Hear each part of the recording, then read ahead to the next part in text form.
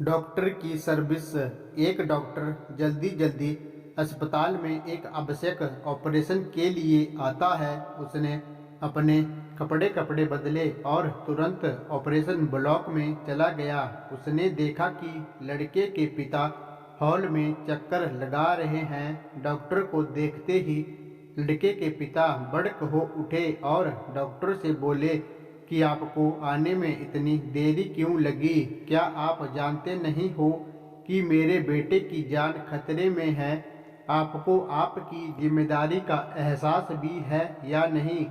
Doctor ने मुस्कुराया और बोला कि माफ कीजिएगा, मैं अस्पताल में नहीं था, इसलिए मैं जल्दी हो सका आ गया। अब मैं चाहूँगा कि आप शांत हो जाइए ताकि मैं अपना काम शुरू कर सकूं।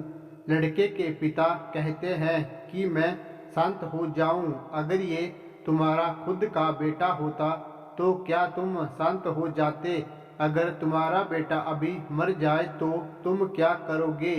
लड़के के पिता ने चिल्लाकर पूछा। डॉक्टर फिर भी मुस्कुराए और बोले कि मैं वही करूंगा जो बाइबल में लिखा हुआ है। हम मिट्टी से आते हैं और मिट्टी को लौट जाते हैं।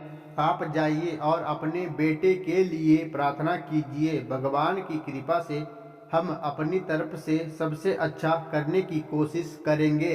उसके बाद लड़के का पिता बड़बड़ाया और बोले कि बहुत आसान होता है सलाह देना जब खुद का कोई लेना देना नहीं होता।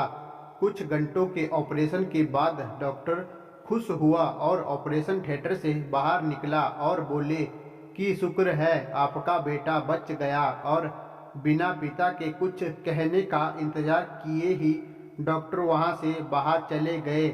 अगर आपको कुछ सवाल पूछने हैं तो नर्स से पूछ लीजिएगा। नर्स को वहां आते देख पिता ने नर्स से पूछा कि ये इतना घमंडी क्यों है कि ये कुछ देर के लिए रुक नहीं सकता था क्योंकि मैं इनसे अपने बेटे का हाल जान सकूं। नर्स ने उनको बताया कि कल इनके बेटे का एक रोड अज्ञात में निधन हो गया और वो उसे दफनाने गए हुए थे।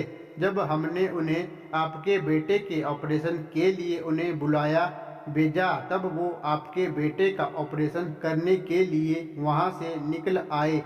दोस्तों, इस कहानी से हमें यह सीखने को मिलता है कि हर परिस्थिति में शांत रहें ताकि आप अपने लिए बेहतर निर्णय ले सके, चाहे वो जिंदगी में हो या आपके व्यवसाय में हो।